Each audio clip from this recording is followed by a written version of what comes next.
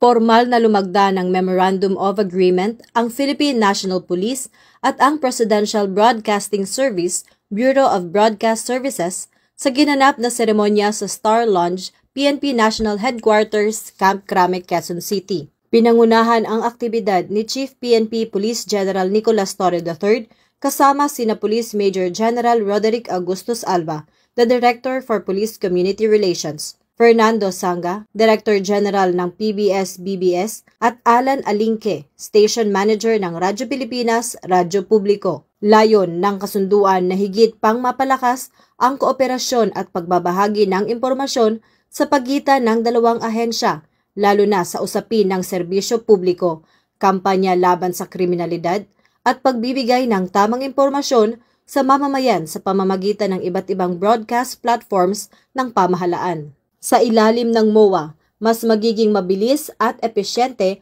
ang pag-abot ng mga mahalagang anunsyo at impormasyon hinggil sa seguridad, kaligtasan at mga programang pangkomunidad ng pambansang pulisya. Pinagtibay ng dalawang panig na ang hakbang na ito ay bahagi ng kanilang mandato upang isulong ang transparency, accountability at epektibong pagbibigay ng serbisyo sa sambayanan.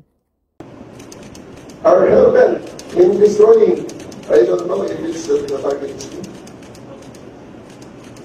Kung napansin nyo, ang mga lumalabas galing sa ating mga supposedly kakampi ay ang mga negative na mga news. Kaya tama-tama lang kailangan natin ipakita rin dito tayo ng mga nagmamahal sa PNP kung ano talaga tayo at kung ano ang ating ginagawa. And 911 is our self-service program, the 5 minutes response policy. This is nothing new.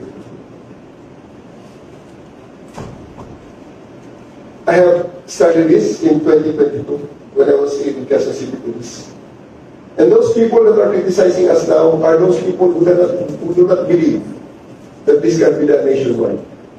These are the defeatist officers. The address na natin kagad. These are the defeatist officers. Commanders before, who were with me when I commanded Quezon City Police. I offered the program to them, wanted to share what is supposed to be done. Pero these are the very same officers na ayaw magpapahos. Ayaw mawag ng radyo, at ang sabi nila, ang radyo at ang command center ay para lamang sa mga chiefong police. Ayaw ko kaya. And now they are heard criticizing that the right of the program, not supporting it, subverting it. Kaya tama-tama, this is the program ng BBS.